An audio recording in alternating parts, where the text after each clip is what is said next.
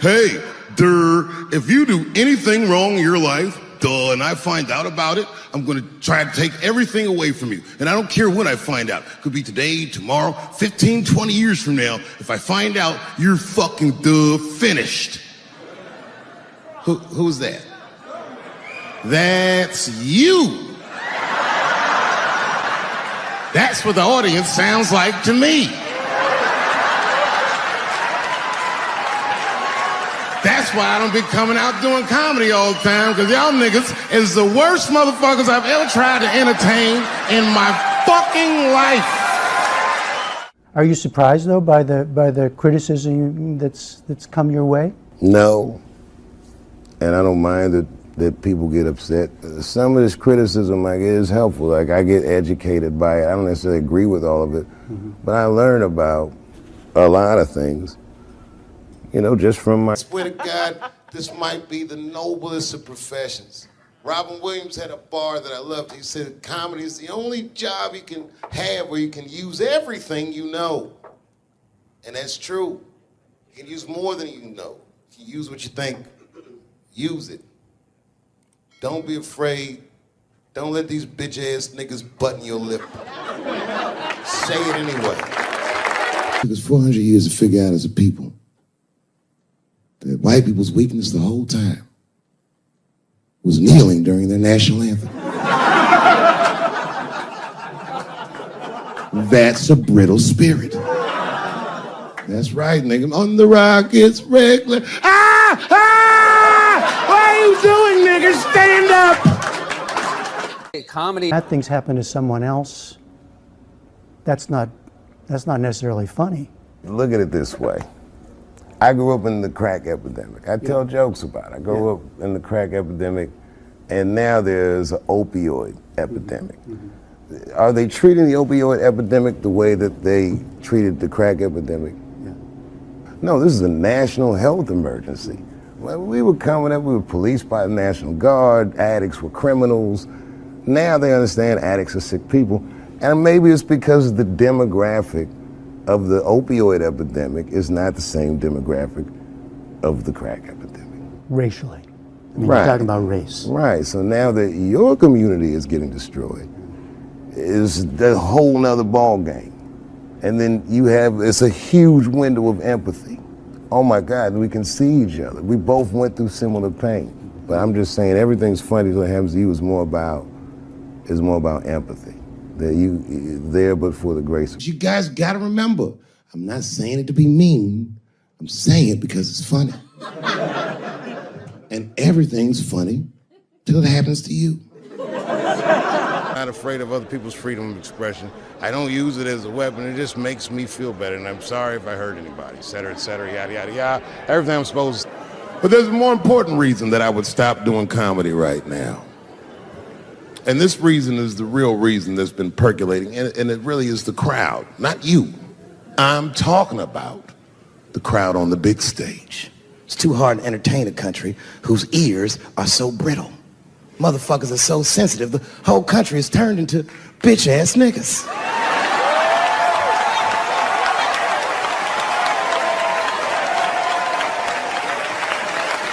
Everything you say upsets somebody. You know, I can remember when it all started. It was when I was doing Chappelle Show. When I was doing Chappelle Show, I used to do the show, and then on the weekends I do like concerts and shit like that. So I'm doing a concert, and there was a couple in the front row, beautiful couple. The wife was obviously Asian. You could see it in her face.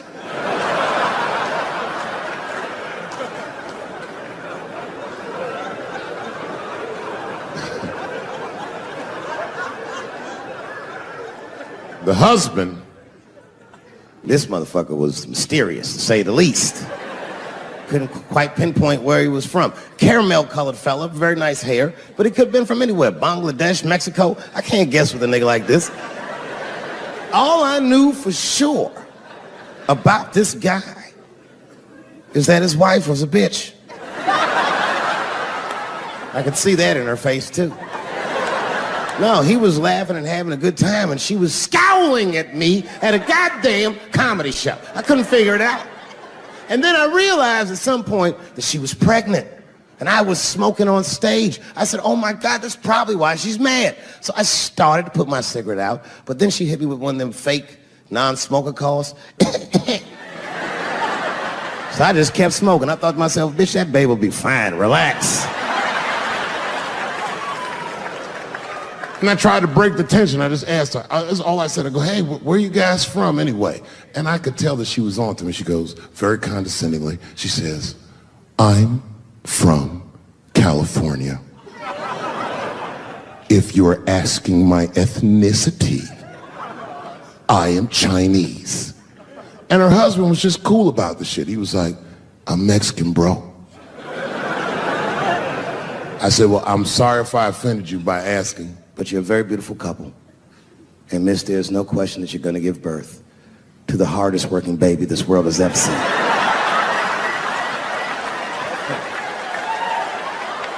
That's not a bad joke. She got very upset. She got up to leave immediately, but she didn't just leave. She had to take one last dig at me on the way out. I will never buy one of your fucking DVDs again, Dave Chappelle. I said, ma'am, with all due respect, Chinese people don't buy DVDs.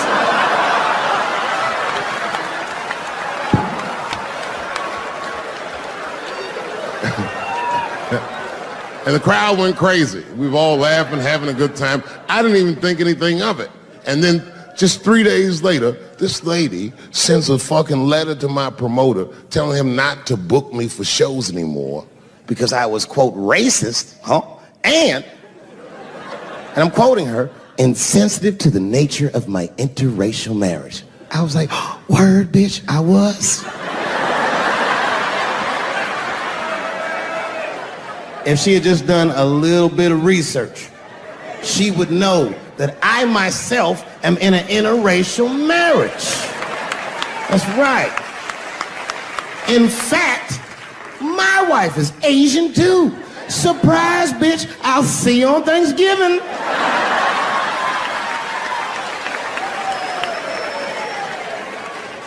But my wife's not Chinese. She's Filipino. That's right. And our kids are Puerto Rican somehow, so there you go. But I don't give a fuck about interracial marriage. In fact, you know what? My mother is half white. A lot of people don't know that. Well, all right, you were a little too excited, but okay. A lot of people don't believe me when I say that, but it's true. You can't tell looking at me, but if I grew my hair out, you would think you was at a fucking Katt Williams concert. My shit is beautiful. But motherfuckers are just taking it too far. I don't know why or how everybody got this goddamn sensitive. You know who hates me the most? The transgender community.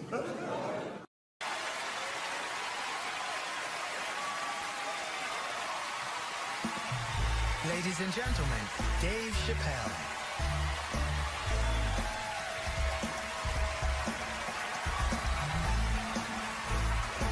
Thank you. Oh boy, I'm very nervous. No pressure. During the civil rights movement, I can't read what's on the teleprompter. Some about black America and white America. There's black Americans and there's white Americans. We're all one America. So if you don't mind, this is not live, is it? I imagine whatever I say, you could just edit it out. Let's try it a few ways. Lou, are you in the booth? I am. All right, good. You know what, Lou? Let's just play around with it and see if we can get it right, get this clip package on, and then let me go home, all right? You got it. All right. Ready? All right, count me in. 5, 4, 3, 2, 1. Wu-Tang. I'm just with you, Lou. Let's do it again. We're going to do it again. We'll get it right. Here we go, Dave. 5, 4, 3, 2, You know, when I was a comedian starting out in Washington, D.C., right here in this city, 1988, I'll never forget this. It was a comedy club owner that banned profanity from his comedy club. He said it offended his audience, and this was a cause of major concern for all the comedians in the circuit. And we all called a meeting, and we had the owners come, and it was the club owners, and it was the comedians. It was the classic labor dispute. The club owners laid out their case. There cannot be profanity in these clubs because that offends people. And there's a comedian who's still a good friend of mine to this day. He lives right here in Washington, D.C. He stood up and he said, he's black, I should tell you, because it's important to the story. He says, I use profanity because I live a profane lifestyle. He says, I don't have an insect infestation in my house. I have roaches.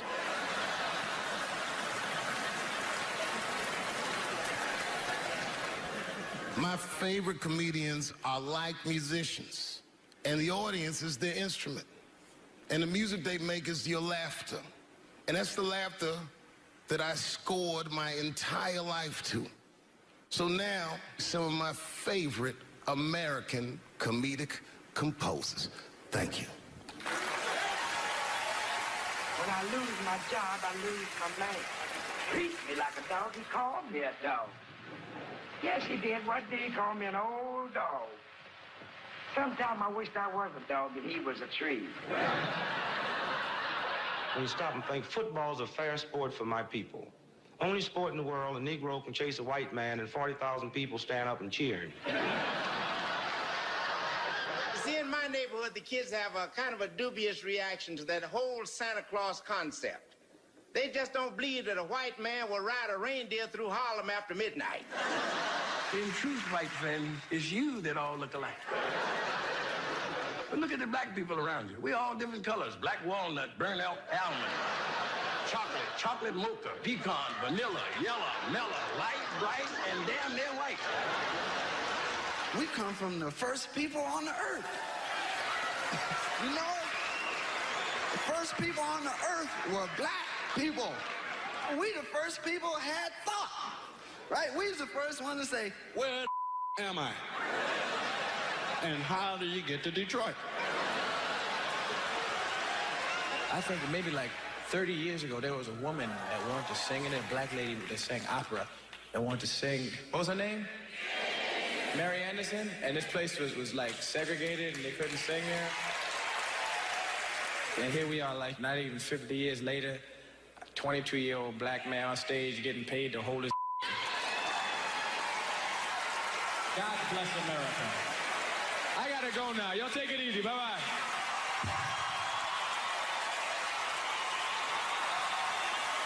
Janelle Monáe, Will Smith, Common, Gladys Knight, and John Legend when we continue.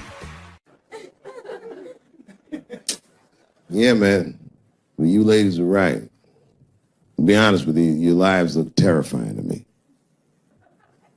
They do, man. I know nothing about being a woman, but I know fear. Yo, I used to live in New York when I was 17, and I couldn't even pay my bills. You know what I did to make money? I used to do shows for drug dealers that wanted to clean their money up. One time I did a real good set, and these motherfuckers called me in the back room. They gave me $25,000 in cash. I was probably 18, 19 years old. I was scared. I thanked them profusely. I put that money in my backpack. I jumped on the subway and started heading towards Brooklyn at 1 o'clock in the morning. Never been that terrified in my life. Because I never in my life had something that somebody else would want. I thought to myself, Jesus Christ, if motherfuckers knew how much money I had in this backpack, they'd kill me for it. Then I thought, holy shit. What if I had a pussy on me all the time?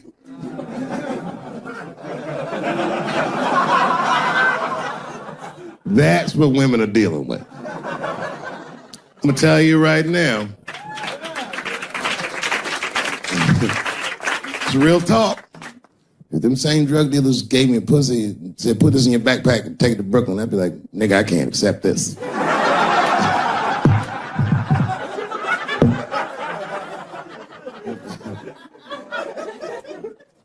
I empathize, man, you know. everybody gets mad because I say these jokes. But you understand that this is the best time to say them.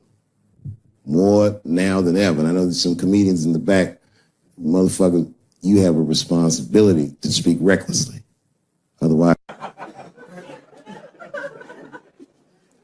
New York Times said that Louis C.K. jizzed on his own stomach. You know, I've busted a lot of nuts in my day. None of them were newsworthy. Shit was really gross, because they didn't just say it like I said it. They didn't just say jizz on the stomach. They said it in that fucking Pulitzer Prize winning style that the New York Times has. It was very descriptive, like, you know what I mean?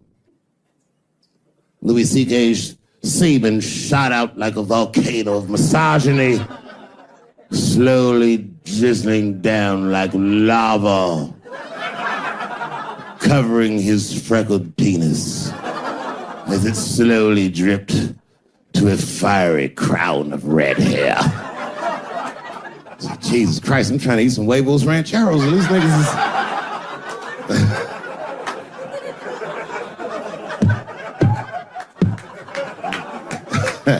And you know, the tough part, being a comedian, knowing the motherfuckers, everybody comes up to me like, did you know? Did you know what Louis was doing? No, bitch, I did not know. The fuck you think we talk about at the comedy club? Hey, nigga, how was the weekend? Great, man. I was just jerking off in faces and coming on my own stomach, having a good time. You know how this business is. No, I didn't know.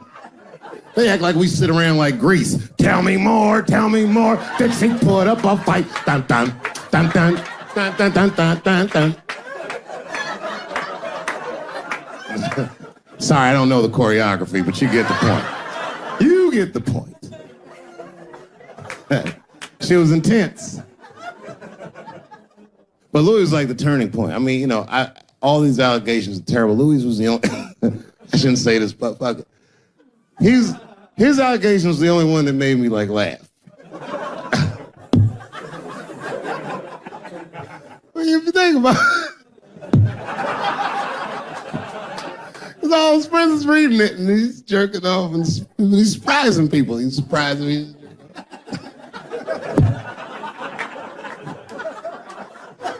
I just picture all the comics in comedy just reading it like, what?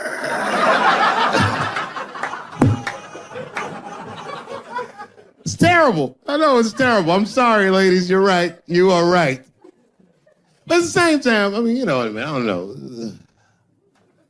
Jesus Christ, they took everything from Louis. I was like, I don't know, it might be disproportionate. I can't tell. I can't tell. This is like where it's hard to be a man. One lady said, Louis C.K. masturbating in front of me ruined my comedy dreams. Word? Well, then I dare say, madam, you may have never had a dream. Come on, man, that's a brittle spirit. That is a brittle-ass spirit, nigga. That shit is too much. This is a grown-ass woman. You know what this shit is like? It's like COINTELPRO. You know what that is? It's a program that the FBI had on the J. Edgar Hoover. In this program, one of the many things they did was they would track the sexual habits of anyone they considered an enemy of the state. It was a lip button. That's why they got all these fucking sex tapes with Martin Luther King fucking bitches. But lucky for us, he actually had a dream. You think if Louis C.K. jerked off in front of Dr. King, he'd be like, I can't continue this movement. I'm sorry, but the freedom of black people must be stopped. I didn't know this nigga was gonna pull his dick out and jerk off like this. I just thought we were gonna get a couple of drinks and chill. Show business is just harder than that. Them women sounded like, I hate to say it, y'all, they sound weak. I know it sounds fucked up, I'm not supposed to say that, but one of these ladies was like, Louis C.K. was masturbating while I was on the phone with him. Bitch, you don't know how to hang up a phone?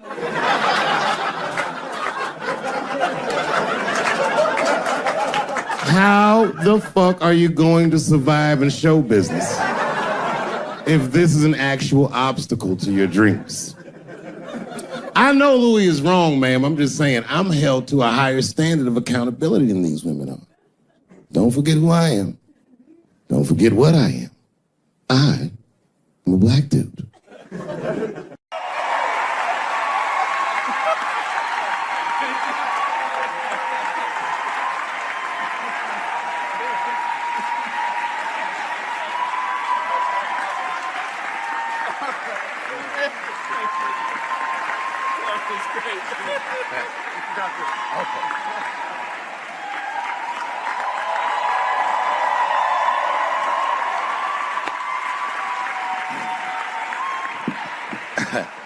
Man, I gotta tell you, when I was sitting here watching what all the other honorees have done with their lives, I started feeling like shit. Like, this is terrible.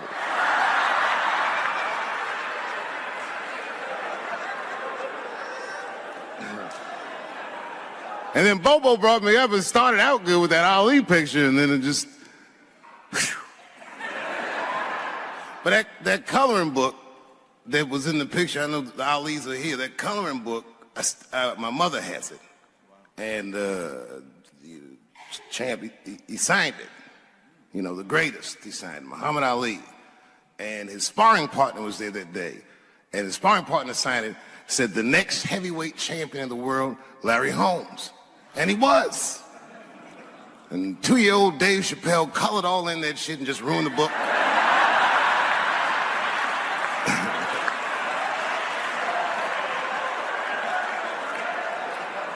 But I remember part of the book that I remember real vividly, because I asked my mother about it when I was a kid. There's a part where there's a picture of Ali throwing his Olympic gold medal into the Ohio River. That's why it's so weird for me being here. You know, both my parents were very brilliant. My dad went to Brown in 1955. That's right. He told me at the time he was one of 3 black students. He said one of the guys got accused of a rape that he probably didn't commit. And the other guy killed himself, and Dad said, and I left. And see, that's what makes us Chappelle's great. We know when to quit.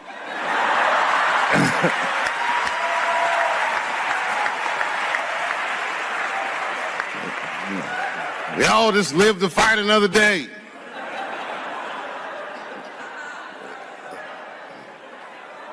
I gotta say, I'm very honored to be here, and I'm very honored to be here with the other honorees. Really, I'm like very humbled by you all, the work that you do, and you all make me want to be better. All of you.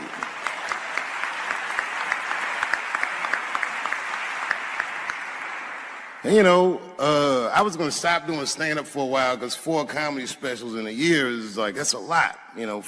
But you know, shout out to my colleagues in comedy. I just want to say that in a way, this for me belongs to my mother primarily, who was an African American studies professor, and a lot of the content that I say, she raised me well. I'm not an uninformed person. But also, you know, my colleagues in comedy, like comedians have been getting beat up pretty bad recently, and we're somehow nowadays expected to speak with the precision of attorneys or politicians. We are not. I always think of James Baldwin. You know, James Baldwin was one of my favorite writers because he managed to tell white people what they feel like to be around.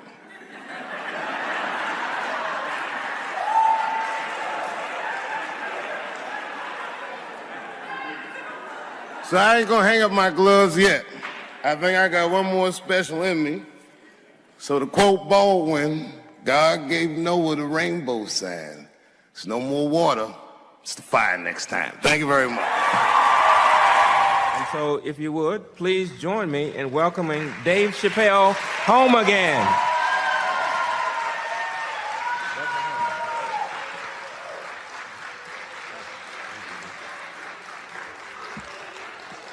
Oh, thank you.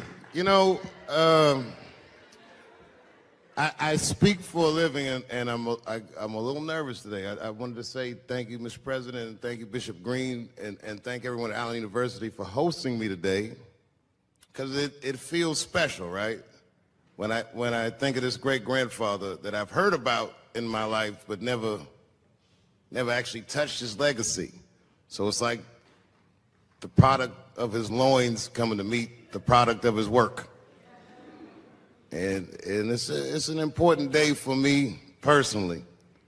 And I know a lot of you guys are students, and I just want to tell you I'm the first person in my family to not go to college. And as the president has told you, I've done outstanding in spite of that.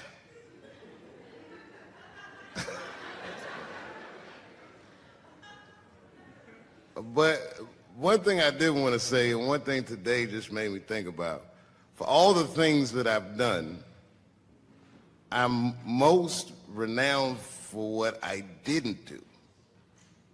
I've made decisions in my career that a lot of people have called insane. 2004, had a $50 million deal on the table, and in a crisis of conscience, flipped the table over and walked away. Went to South Africa. Everyone said I was running away from the money. That is not true. In fact, I still want that money.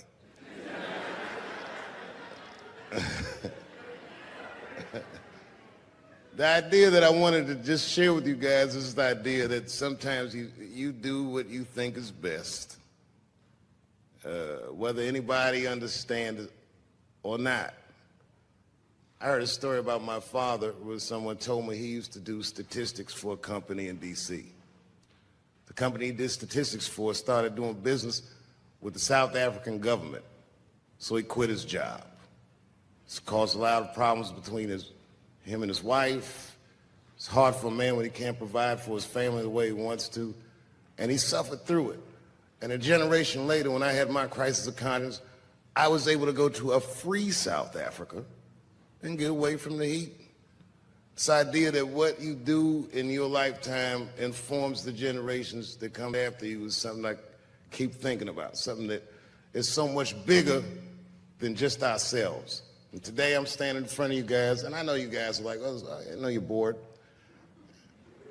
But I see family of mine in the front row some who I've never met, and I just realize how all of us are connected.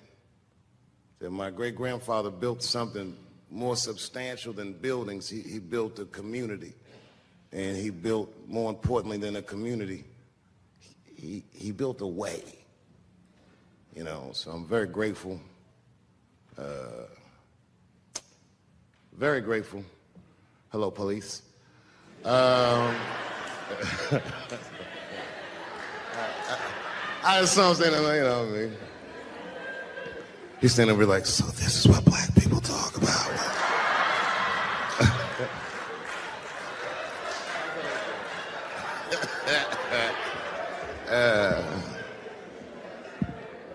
I just want you guys to remember, you know, that right now there's this thing where ethics aren't what they used to be. This idea that people are trying to replace the ideas of good and bad with better or worse. And that is incorrect. You got to keep your ethics intact because good and bad is a compass that helps you find the way. And a person that only does what's better or worse is the easiest type of person to control. They are a mouse in a maze that just finds the cheese. But the one who knows about good and bad will realize that he's in a maze. So, that being said, I just hope that all of you guys transcend whatever you see as your obstacles and that you live outstanding lives and that you stay connected to your communities because you have so much power there, and that you grow your communities and you diversify your communities, and that you don't let anybody tell you you can't or to be afraid. It's okay to be afraid because you can't be brave or courageous without fear. The idea of being courageous is that even though you're scared, you just do the right thing anyway. So in 2004, I walked away from $50 million, and in November, I made a deal for $60 million. So,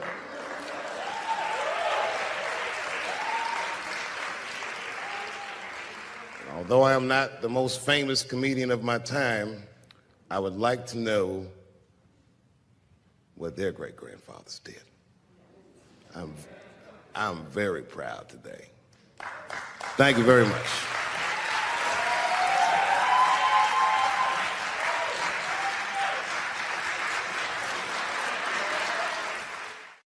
Boy, this comes as a complete surprise.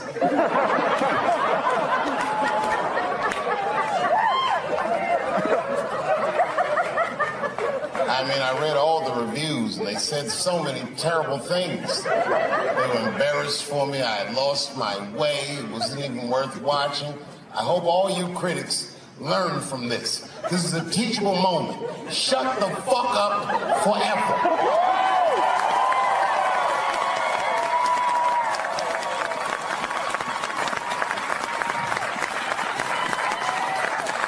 Two in a night.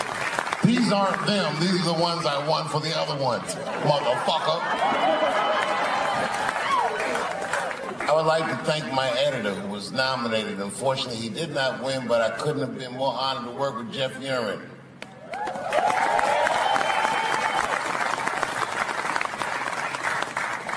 Stan Lathan has been directing television since 1968.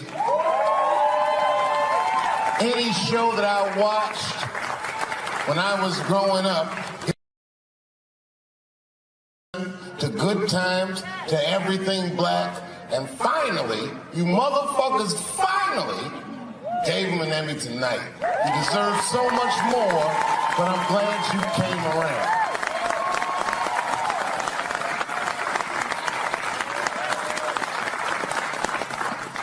I'd like to shout out all the other nominees tonight. Tiffany Haddish and Patton Oswalt and Hannah Gatsby and Brother Mulaney. You guys are an inspiration to me, and I'm honored to be nominated with you. I'm sorry that you didn't win tonight, but who gives a fuck anyway? It's a special night because comedy gets to be itself. It's all we've ever wanted. I hope the war is over. We good? And as always, I love to thank my wife, Elaine.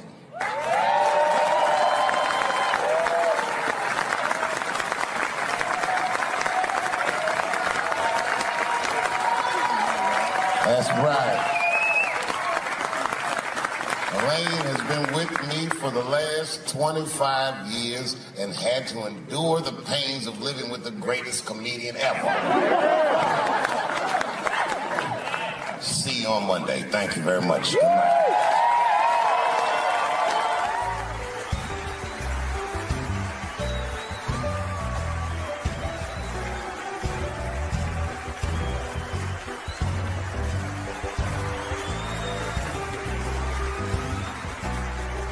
Thank you.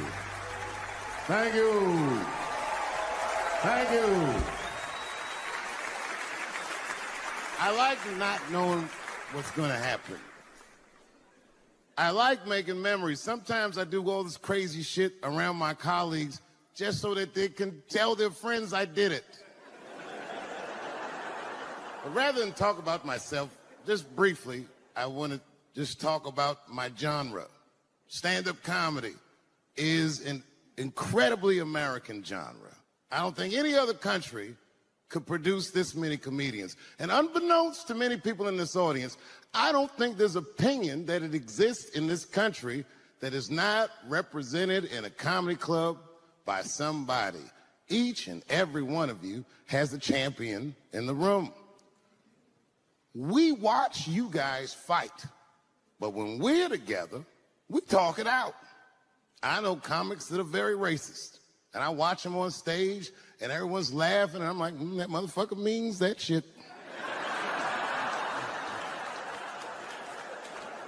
Don't get mad at them, don't hate them. We go upstairs and have a beer, and sometimes I even appreciate the artistry that they paint their racist opinions with. Man, it's not that serious. The First Amendment is first for a reason. The Second Amendment is just in case the first one doesn't work out. We gotta let some air out of the ball, man. The country's getting a little tight. It doesn't feel like it's ever felt in my lifetime. So tonight, I am honored that my colleagues are here in comedy and in music.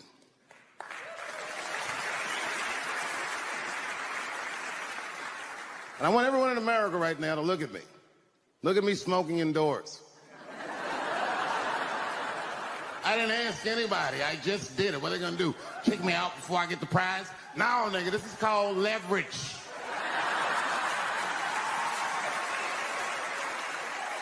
The thing that I liked best about tonight was that I saw so many people from different parts of my life, like friends that I grew up with here in D.C., friends of mine from Ohio then and now, friends of mine from comedy clubs, all the fucking musicians that blew my mind. You guys have no idea how you inspired me. I want to give a special shout out to my OG, Tony Woods. Miles Davis has a quote. It's one of my favorite. Miles Davis said so much cool shit, but one of the things he said I always loved, he said, it took me years to learn how to play like myself. You know, he would watch other musicians and he would try to play like Dizzy or Bird, or all the guys who were great. Tony Woods was my Dizzy and Bird if I was a Miles. I was trying to play like you. You were the first person I ever saw do it absolutely right. You were fearless and you told the truth. There's something so true about this genre, when done correctly, that I will fight anybody that gets a true practitioner of this art form's way, because I know you're wrong. This is the truth. And you are obstructing it. I'm not talking about the content, I'm talking about the art form. Do you understand? Do we have an agreement?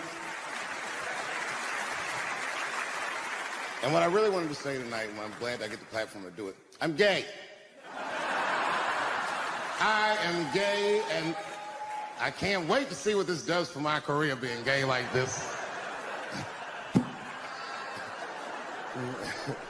So many special shout outs. One of the main architects of the comeback of the century, my brother and my mentor, the mighty Stan Lathan. I never dreamed that I would be able to work with someone as great as you.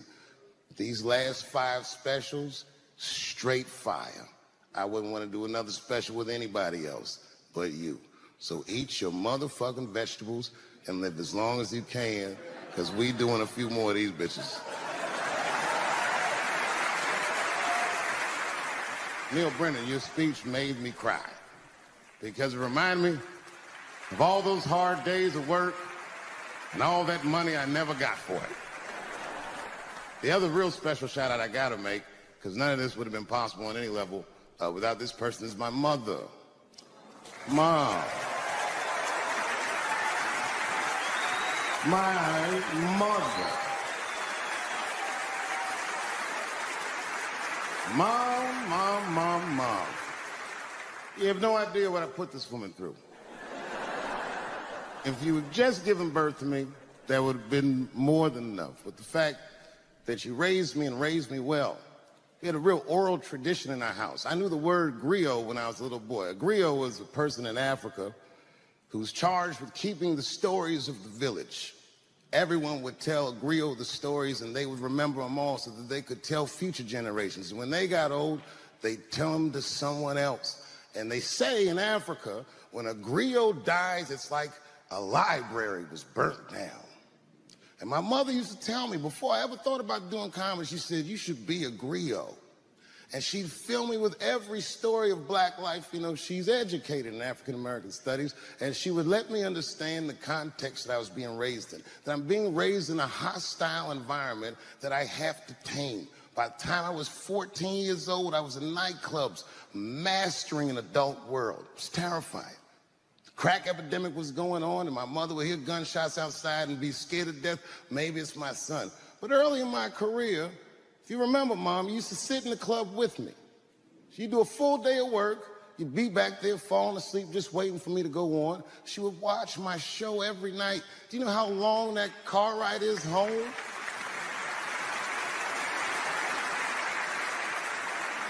How many of you have ever heard your mother say, pussy jokes were a little too much tonight, son.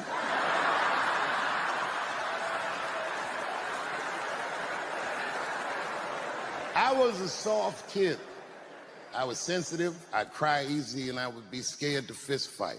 And my mother used to tell me this thing, I don't even know if you remember, but you said this to me more than once. You said, son, sometimes you have to be a lion so you can be the lamb you really are.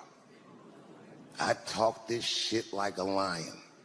I'm not afraid of any of you. When it comes word to word, I will gab with the best of them, just so I can chill and be me. And that's why I love my art form, because I understand every practitioner of it. Whether I agree with them or not, I know where they're coming from. They want to be heard. They got something to say. There's something they notice. They just want to be understood. Love this genre. It saved my life. So tonight, Mom, I would like to honor you in a very special way that I cannot do on my own. But because now I'm a man with great and influential friends, I'd like to ask my man Thundercat to come out on the stage. Thundercat, the Mighty Most Def. Washington, D.C., thank you very much for giving me a home and a place to start. Today is officially Dave Chappelle Day in Washington, D.C. The mayor declared it last night. So, in the future, on Dave Chappelle Day, I ask everyone who wishes to celebrate it to make one incredible memory for themselves and or somebody else. Thank you very much. Good night.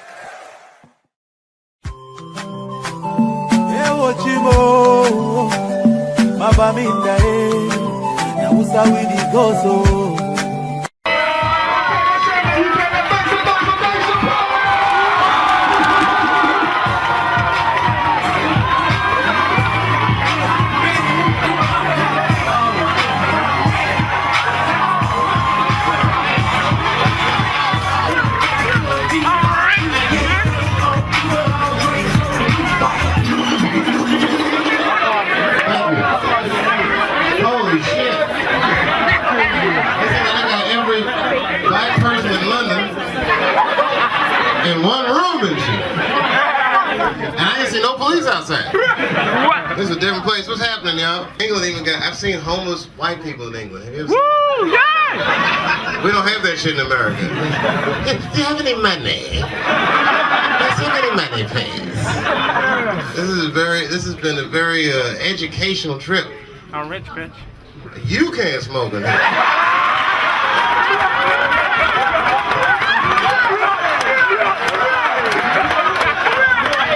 If they deport my ass, it's a free ticket home as far as I'm concerned. Gotta go, take it easy. Look how even black people are doing the rules. You can't smoke in here. She probably got a bag full of weed and shit in her purse. Talking about what I can't do. I haven't been over to Brixton yet. Everyone's like, you gotta come over to Brixton. It's like, why would I come all the way from the hood in America to see the hood in England? I'll meet y'all at courts. Where it's safe and shit. I don't know if the hood here is like the hood in America, but you know, you hear black dudes will be like, yeah, I'm from the streets, I'm from the hoods. It's like, I'm sorry to hear that, son. I'm sorry. You've been through all that trauma and distress and shit. It's scary in the hood. I used to go in the ghetto. Oh, here comes a man, and he's like, look, he's gonna have to put that goddamn cigarette out. It's part of my, sir, it's part of my show.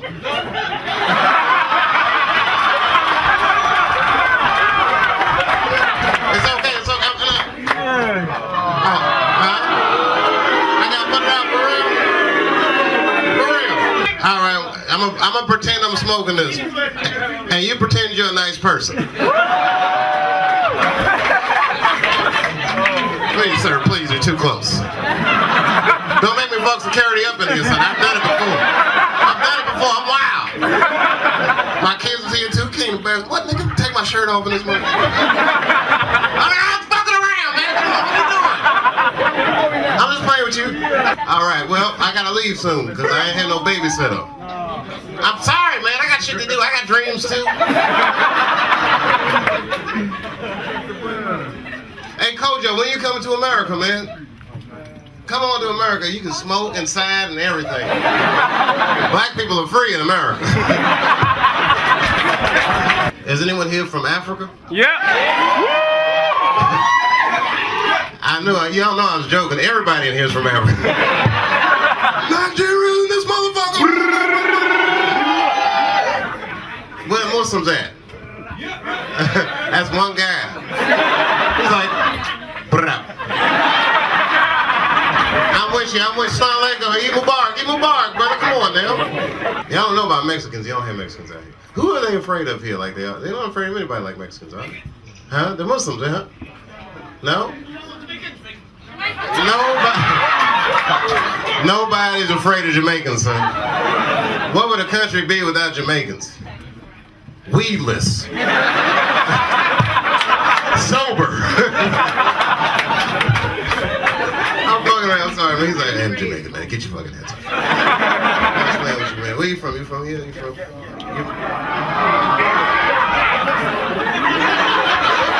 Did y'all hear that shit or am I tripping? Was there like a rugby match in the back or something? Oh. You from where? Oh, you from Nigeria, man. Man, y'all just happy because you paid the World Bank off and shit. America can't even do that shit. God damn. Y'all done paid off the global loan shark. Anyway, I don't know what's in shit. Oprah, no, dude, trust me. That's the last thing I want YouTube. Y'all YouTubing the shit out of me too. I gotta keep my poise. Y'all see that guy get tasered at John Kerry's speech on YouTube? That shit was the greatest shit of all time. He was like, "Don't you taser me, man!" Help! He was like, "Help!" And 900 people were like, "No. We're not going to help you." And the best part about it was you could hear John Kerry talking over the whole incident. Did you hear that shit? He was hearing in the background, blah, blah, blah, blah, blah, blah, blah, blah, blah.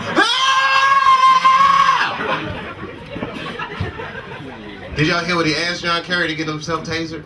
Did you hear the question? You didn't hear the question? He was like, "Is it not true, Senator Kerry, that you are a member of Skull and Crossbones, a secret society with George Bush?" And Kerry was like, "That's a very good question, and I'm going to answer that question." Where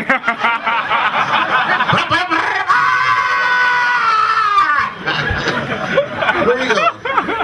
Oh, not this motherfucker. Don't you taser me, man!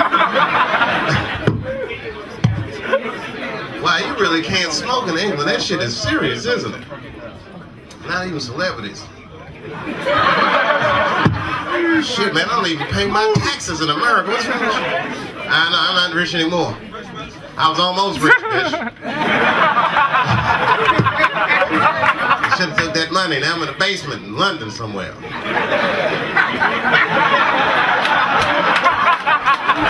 Standing underneath the air conditioner. Not allowed to smoke and shit. That's all right, though. They put me in a place called Corks. Keep it quiet, nigga. You know, put you in Corks. Well, this has been exciting. The only thing more exciting than getting in here was getting out of this motherfucker. This is gonna be a trick. I gotta get the Arab guy to run defense for me. I'm just fucking. You know I'm fucking with you, man. But y'all know you are the hardest motherfuckers on earth. For real, man. Everyone else be checking for guns. They be like, "They got my gun," but they ain't get these rocks, nigga.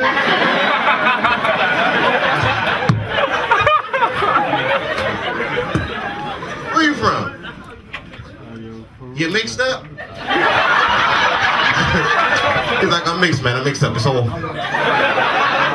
I'm confused, man." Look, I'm gonna tell you the truth, man. For real. You're Pakistani, that's real. That's real. Okay. Okay.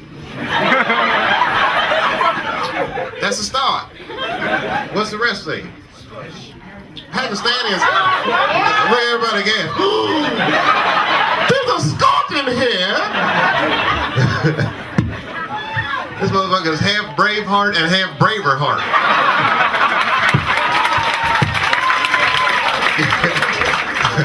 I'm half Pakistani, half Scotch. Hey man, look, my mother is half white. How about that? I'm what you call the new Americans, because my dad is all black and my mom is half white, which makes me 75% of them. That's right, that's the new Americans, and my wife is Filipino. And so my kids is Puerto Rican somehow, you understand? The whole world is getting mixed up. That's how it's gonna be. In a little while, we all just gonna be beige. Take a look at these black folks. We might be the last generation, right? We're all mixing up. It's all good. It'll be one world soon. You know what? I say a lot of racist jokes, and my mouth says racist things, but my penis is a humanitarian.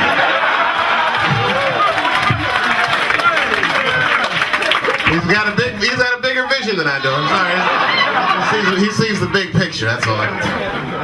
Man, that's all right, man. We got to do something, man. At Kojo, you do this every week? He's like, yes, I do, Dave. All right, I'll be back in like 4 years and shit. I didn't know y'all did this every week, man. See, Stan, if Chris Tucker was here, it would have been all over, wouldn't it? See, well, he's not. I'm sorry. If Eddie Murphy was here, it should be off the hook. You know, my wife is here too, so you know. I gotta keep my hands where she can see them and shit.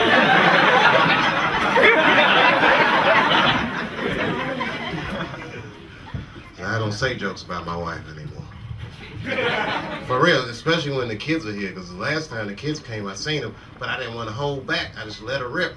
I mean, you know, I didn't want to let the audience down, and it backfired on me, because then after the show, my 6-year-old asked his mom, he's like, Mom, what is pussy? And she had to explain that to her 6-year-old son. She said, son, well, pussy is what keeps his family together. All right, you guys, thank you very much. Big up, Kojo. Thank you very much. Very good to be here tonight, man. I almost didn't make it. I just got back in the country. I was in France. I didn't even mean to go to France. Actually, I was in Algeria in Africa, and my plane got hijacked. You might have seen it on the news. Very horrifying experience. Everyone on the plane was scared except for myself. I was not, relaxed because I'm a real brave guy. I'm not brave at all. I just know the facts. And the facts clearly state that a terrorist has never taken a black hostage in the history of the world. Yes, my friends, it's the truth. You will never see one of us on the news reading one of those letters. They is treating us good. We all just chilling. Because terrorists know what they're doing. I hate to say it.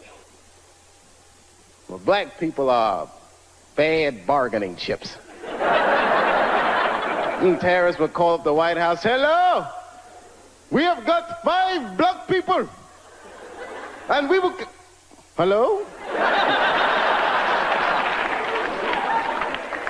They know leverage when they see it. L.A. now, I just got here a few weeks ago. Very interesting city you guys have here.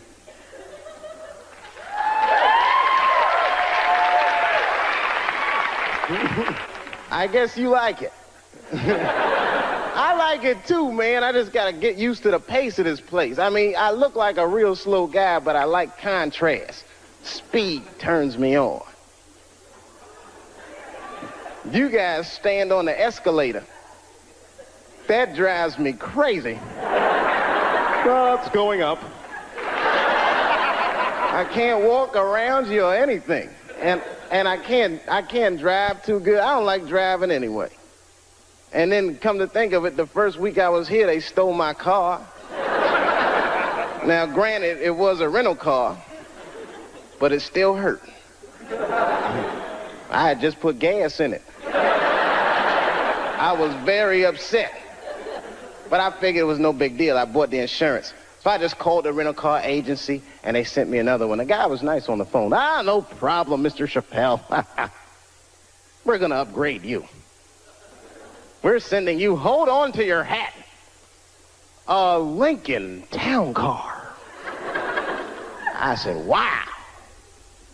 Is that nice? Man, you're gonna love it. Any of you guys ever see a Lincoln Town Car before? It looked like a big-ass pimp car. I was like, what is this? I couldn't even keep it in one lane. Oh, man. I felt like a pimp in that car. I did, man. I drove it down Sunset Boulevard. All the whores snapped to attention.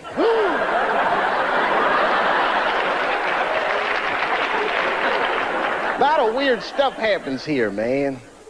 You guys on a roll with your natural disasters and riots and woo! This place is, I mean, it really fascinates me. New York is bad too. I live in New York now. New York's bad.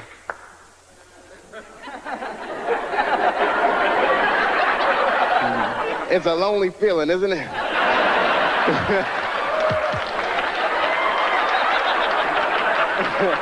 I know how you feel.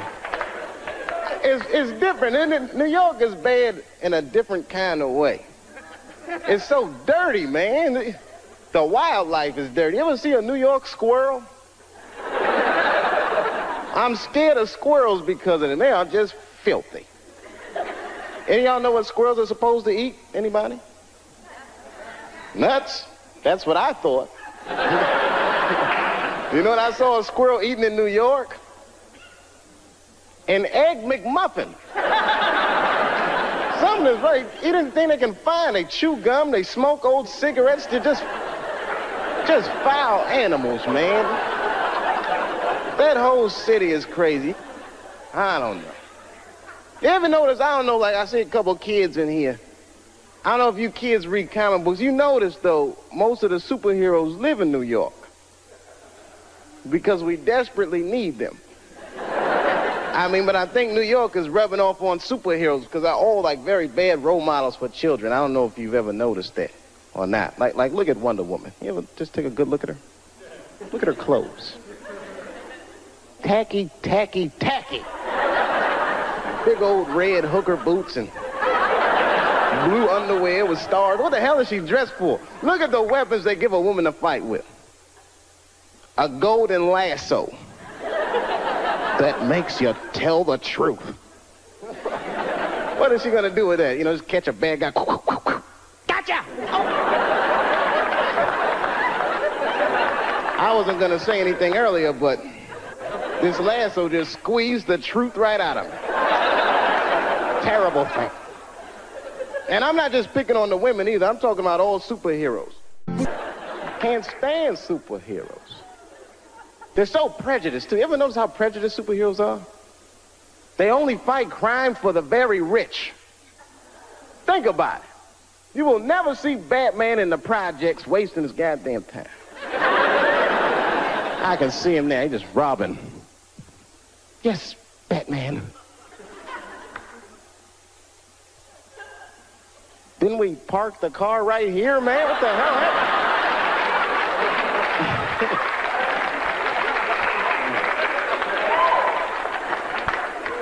Something about New York. New York diversified me, though. I learned a lot about culture there. I mean, I'm a big culture buff. I don't know. I mean, I don't want to point anybody. Anyone here in the audience Jewish? Shalom. A little something I picked up. Actually, I mean, I like everybody, but I'm going to have to be honest. Jewish people are my favorite white people. You guys are the only ones that can grow an afro if you really wanted to. I am so impressed by that. I just like the whole thing, man, and you party like black people. You're so similar. I went to a bar mitzvah when I was 13. One of the 3 best parties I've been to in my life. We got down. I walked in there, everyone from school was there. The guy from ZZ Top was on stage. I said, man, this is gonna be good. You know, we walked in the synagogue and they gave us them party hats y'all wear. I got a seat in the front. And my friend Charlie Buckholz, that's the guy who was being bar mitzvah, he walked on stage and that whole place got quiet. He picked up these 2 scrolls, started reading from them. He wasn't really reading, he was almost singing. Baruch atah Adonai. Sounded beautiful. Now, I had never been to a synagogue before, but at a black church, if someone on stage is singing, you're supposed to sing along, whether you know the words or not. I did the best I could.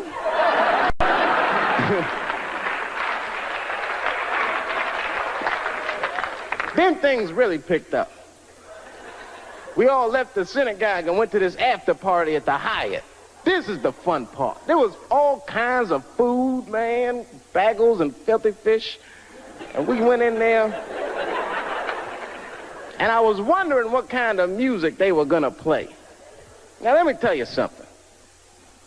I don't know who this Hava Nagila guy is, but his album is slamming. They put that music on, the whole place just lit up. Everyone was dancing. I was breaking plates. Hey! And someone shouted out, sponsor. That's Greeks. Oh, sorry about that. Wrong white people. But anyway, we were having a great time. I didn't even know it was a tradition. You're supposed to pick the person who's being bar mitzvah. You pick their mother up in a chair and dance around the party. I did not know that that was a tradition. I mean, I was just thinking, man, we are out of control tonight.